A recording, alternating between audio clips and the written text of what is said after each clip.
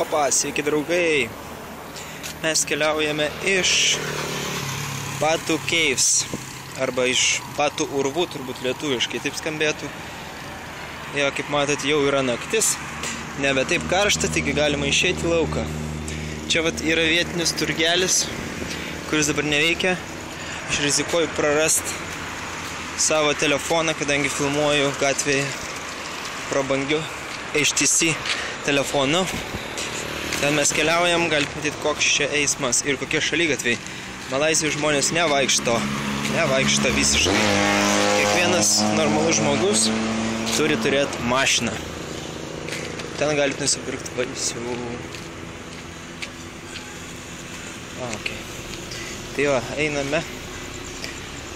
Šaligatviai nekokie, kol kas viskas gerai. Va. Tai į miestą galima išeiti tik tai naktį, kai netaip karšta. Dabar yra plus 25. Daug mašinų. Okay. Čia matot, koks šaligatvis yra. Visus mašinas šalia manęs. Bandom apėti. Žmogus, šaligatvis, duobė. Labai smagu. Kągi, pirmas sutiktas žmogus šiam kely manęs neapvogė. Taigi kol kas galiu jaustis pakankamai saugiai.